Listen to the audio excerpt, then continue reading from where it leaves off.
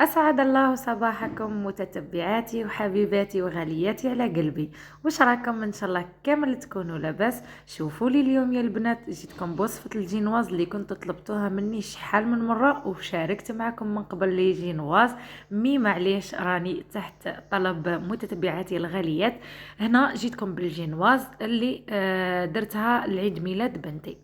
اول حاجه سر من اسرار نجاح الجينواز اللي هي الماتريال اللي راح تخدمي به يكون ناشف، سواء الباتر سواء الغيسيبيون اللي حطلعي فيها وسواء كيما نقولوا السحنه اللي حطيت فيها الصفار. شوفوا لي هنا في غيسيبيون حطيت 4 بياض بيض. الا حبيتيها انت تجيك بحجم اكثر وتجي عاليه اكثر ضاعفي الكميات فقط. درت هنا 4 بياض بيض مع رشه ملح ومع مغرف صغيره نتاع الفاني. ومن بعد نبدا نطلع فيهم بالباتر حتى نتحصلوا على البياض هذاك يولي لنا كيما الثلج، يولي كيما نقولوا يولي شاد روحو. كي تقلبي الصحنه ما يتقلبش معاك كيما يقولوا له بلون دوف. لازم تطلعيه مليح مليح مليح مليح حتى يولي لك ثلجي بقوام ثلجي. هنا نحتاجو في الجينواز تاعنا 7 مغارف تاع السكر عادي، 4 نديرهم مع البياض و3 نديرهم مع الصفار. كي تضيفوا هنا 4 مغارف هذوك مع البياض بقاو تطلعوا مليح مليح حتى هذاك السكر يذوب لكم ويولي لكم خليط تاعكم ميرانغ. يولي لكم كيما نقولوا حنا هذه هي لا ميرانغ. وشنو لا ميرانغ؟ تروحي طيبيها برك على حمام مائي وتخدميها. مي هذا راح نديروه جينواز. شوفوا لي هنا مليح. بعد ما كيما قلت لكم دخلت هذاك السكر بيام ذوبته مليح. لازم يا البنات راني ناكد ونعاود السكر في الجينواز لازم تذوبوه مليح مليح.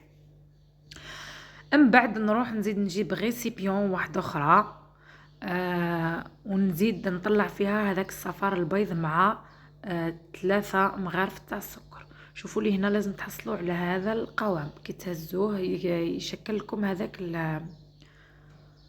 القمع ولا هذيك يشكل لكم هذاك الاخر تاع الميرانغ. وهنا كي قلبت الغيسيبيون راكم تشوفوا باللي ما هبطتش معايا، يعني هنا راهي جينواز تاعي راني لحد الان راني ناجحه في الوصفه.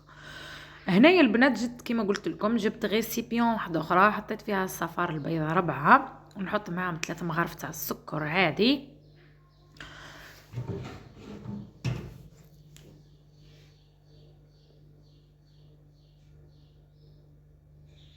ونبدا نطلعهم حتى يتغير اللون نتاع الصفار البيض تماما من الاصفر يولي ابيض، يعني يتغير اللون تاعو خلاص.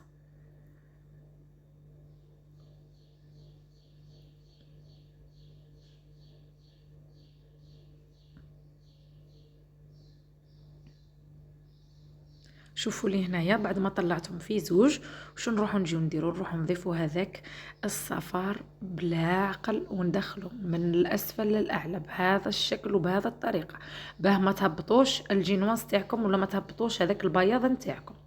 هنا راه ثاني سر من اسرار نجاح الجينواز يا حبيباتي. شوفوا لي هنايا درتو على زوج دفعات كيما نقولوا دفعتين. حطيت الدفعه الاولى دخلتها مليح في البياض وزدت حطيت الدفعه الثانيه وزدت دخلتها مليح. هنا واش نروحو نزيدو نديرو نروحو نجيبو 7 مغارف نتاع الفارينه يكونوا مملوئين مليح. وما تنساوش الصفايه، لازم تصفيو الفارينه تاعكم باش يدخل لكم الهواء في الجينواز وما تضيفوش الفارينه على دفعه واحده. هنا حطيت 3 مغارف الاولين والربعه كملتهم وحدهم. شوفوا لي هنا كيف ندخل الفارينه من الاسفل للاعلى باش يبقى لكم الجينواز تاعكم فيها الهواء يا البنات وتجيكم كيما راكم باغيين. هنايا الا تبعتوا الخطوات نتاعي خطوه بخطوه راح تنجحوا في الجينواز تاعكم. الا ما تبعتونيش الله غالب هذاك شغلكم ماشي شغلي انا.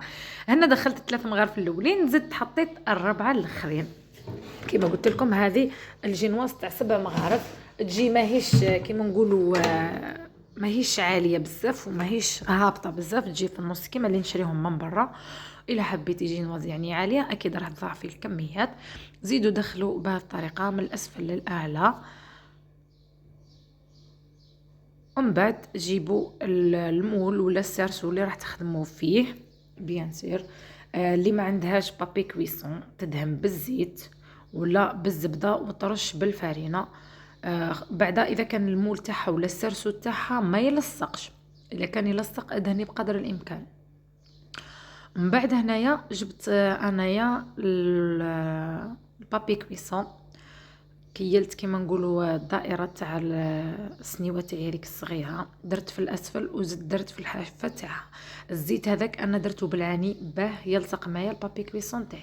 ونبدا نضيف في الجينواز تاعي، ما قدرتش نهز ونصور وندير كل شيء مع بعضه. المهم هنا راني ضفت الجينواز تاعي. هنا خطوه مهمه باش تجيبوا كيردون ولا عود تاع شواء كيما راني جبت انا هكذا، وتديروا هذه الحركه اللي درتها راهي مهمه جدا. من بعد خبطوا البلاطو تاعكم ودخلوه للفور، خليوها طيب من الاسفل. من ذاك ديروا فيها كيردون ولا شوفوها الا طابت من الداخل ولا لا. كي تلقاوها طابت خليوها في الفور تاعكم حتى تبرد في الفور باه ما تهبط لكمش. من بعد خرجوها ديموليوها كيما ديموليت انا بهذه الطريقه، ونحوا لها هذوك لي بابي كويسون هذوك الزوائد اللي درناهم، وخليوها تبات ليله كامله باش تبداو في التزيين نتاعها. تقطعوهاش ليله كامله باش تتقطع وتبداو في التزيين. الجينواز يا البنات راهي ما تتزينش في ليلتها كيما نقولوا، لازم تبات ليله كامله تدي راحتها على الاخر باش تقدروا تقصوها وتزينوها. الا قصيتوها وهي سخونه راح تعطيكم شغل، تطلق لكم هذاك تطلق لكم تحب الريش هذاك الحبيبات هذوك. شوفوا لي كيفاه جات الجينواز تاعي، جات ما شاء الله يا البنات، صدقوني جات روعه. انا راني ماني قلت لكم من قبل راني مانيش مبدعه ولا راني مختصه في لي طارت. انا ثاني راني كيفكم مين نشتي نخدمهم هذو الحوايج.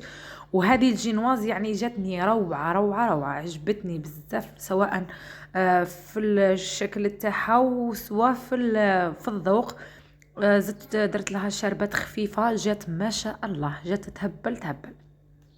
هنا بعد ما بات لي الجينواز تاعي ليله كامله جيت قطعتها معكم، راح نقسمها لثلاث قطع، 3 دوائر. حطوا الموس كيما شفتوني حطيته، وبقاي تدوري في الجينواز تاعك وتقطعي، بقاي تدوري كيما هكذا. شوفوا لي مليح، نحاول اني نوضح لكم اكثر واحسن. هنا راني ما قدرتش نقطع في هذاك الصحن، تعبني شويه. شوفوا لي هنايا مليح. الا كنتو نتوما راح تحطوا صحن ولا حاجه تدور راح تعاونكم خير. الا ما قدرتوش تحطوا كيما صحن ولا ديروا كيما درت انايا، تبقاي تدوري برك. الا كان الموس تاعك طويل راح تقطع معاك بكل سهوله ومش حتعييك نهائيا. شوفوا لي هنايا قطعتها لثلاث مرسوات ولا 3 دوائر كيما شفتوها، جات خفيفه ريشه تهبل. اعتمدوا هذه الوصفه البنات في لي جينواز تاعكم راهي تجي روعه. هنا كيما راكم تشوفوا بعد ما قطعت الجينواز تاعي وجدتها وخليتها ريحت بيا، جيت للتزيين. شاركته معكم من قبل ونزيد نعاودو معكم معليش. طلعت الكريم شانتي تاعي كيما قلت لكم اخدمه بكريستال ولا بلانش ناج، نوعيه ممتازه. درت شربات، درت فنجان تاع السكر وزوج نتاع الماء. وما تخليوهاش غير تهز الغليه برك، ابداو تخدموا بها على خاطر الجينواز تاعي راهي بارده. انا خدمت بالشربات سخونه، هي من الاحسن تخليو الشربات تبرد باه الجينواز تاع عفوا الكريم شانتي تاعكم ما تهبط لكمش. الا كنتم مزروبين كيما انايا خدموها عادي، انا خدمتها والله وهي سخونه، شربتها وخدمت. اللي تحب ما تجيهاش حلوه بزاف ما دير الشربات، تشرب الجينواز تاعها بالحليب. ثاني سر يا البنات من اسرار الجينواز، كتجيكم طريه وتجيكم هشيشه كيما نتاع برا، لازم تشربوها مليح. الا ما شربتوهاش مليح ما راحش تعطيكم كيما نقولوا نتيجه مليحه. هنا جبت هذاك السرسو ولا هذيك اللي راني حاطه فوقها الدور، راني قلت لكم راهم دايرين 35 الف فقط، تعاونكم يا البنات في يعني بزاف حوايج مش غير في الجينواز. تخدم ما شاء الله، انا عجبتني. وجبت هذا سباتول ولا الخاصه بلي طارت وخدمت بها كما راكم تشوفوا، تعاونكم ثاني بزاف. وخدموا يعني بهذه الطريقه، بقاو تريقلوا برك في لاكريم شونتي تاعكم مليح. اللي يحب يزيد اضافات كيما نقولوا الشوكولا تارتيلي ولا مكسرات ولا هذيك الاضافات تبقى ليكم. مثلا بغيتي تزيدي نيسلي طوفيا واش بغيتي تزيدي فيها لداخل زيدي. انا هنا قلت لكم درت واش كان متوفر عندي في الدار. المهم كيما قلت لكم فرحت بنتي وهذا ما كان. زدت حطيت الطبقه الثانيه، شربت الجينواز تاعي مليح وزدت جيت ندير طبقه ثانيه من كريمه الشانتيي. هنا 40,000 دارت لي هاد لاطار، تبقى لي منها شويه اللي بقات لي زينت بها لي مادلان.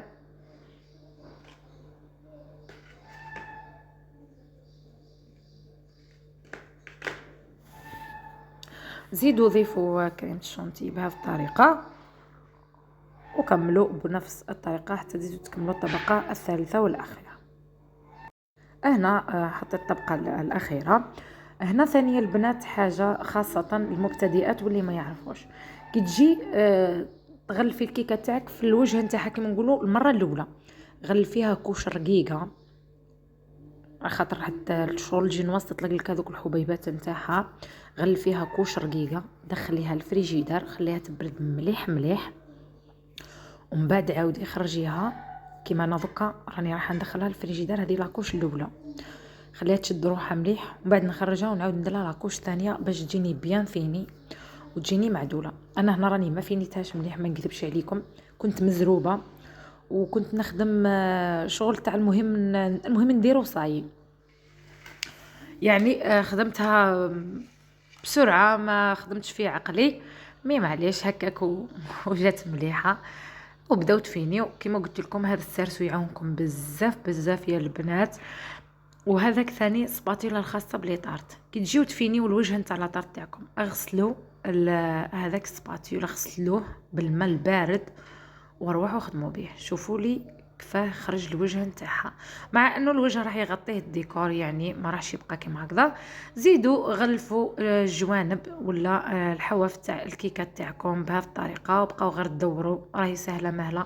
حطي سباتيل تاعك وخليها تدور، هذا مكان البلاصه اللي لقيتيها ماهيش معمره ومش مغطيه مليح، عاودي هزي وحطي لها، غطيوها مليح باش هكذا تجيكم فينيه بيا. ونواصل بنفس الطريقه حتى نغلف الكيكه تاعي مليح مليح من الجوانب تاعها. دائما هذيك سباتيلا عاودوا غسلوها، دائما ساعه ساعه غسلوها بالماء البارد ورجعوا تخدموا بها. ما تجيبوهاش بالماء تكثروا تخدموا بها، لا، غسلوها ونفضوها شويه مليح ومن بعد راحوا تخدموا بها. شوفوا لي هنا انا راني جيت للجوانب اللي كانوا كيما نقولوا ما همش فيهمش مليح لا كريم شانتي، راني نعاود فيهم. شوفوا لي انا هنا هذه السارسو تاعي راه فسد ليك شغل مالي، تعوج لي شويه، اي تبان الكيكه مايله مي راهي ماهيش مايله، او السارسو اللي فزد لي شويه. هنا جبت لابوش عمرتها بكريم شانتيي، وكريم شانتيي ضفت لها ملون غذائي كما تقدروا تضيفوا عطر الفراز، ودرت دي زوزيس كما راكم تشوفوا في الحواف، وزدت درت في الاسفل نتاع الكيكه نتاعي. التزيين اللي كان كتبت لها اسمها وخدمته فقط بيدي وبالموس، يعني نتاع سرح سرح وصايي روميسا كما راكم تشوفوا، كانت بعجينه السكر ولونتهم بالناكري. الفوق خدمت تاج ثاني بعجينه السكر، وحطيت فقط شمعه مكتوبه عليها 4 سنين. كان عندي هذا السمسم ولا هذا العقاش خدمت به الكاطو من قبل، زدت درته في هذوك الديزوزيس. تزيين يعني بسيط، المهم فرحتهم وصاي، اهم حاجه فرحه بنتي. حطيت كما قلت لكم شمعه 4 سنين، وهذه هي الكيكه نتاعنا بعد ما كملتها. هذه هي النتيجه الاخيره. نتمنى ان شاء الله تكون نالت اعجابكم، والبنات اللي كانوا يطلبوا مني وصفه الجينواز نتمنى ان شاء الله تكونوا راكم معايا. هنا حبيباتي نخليكم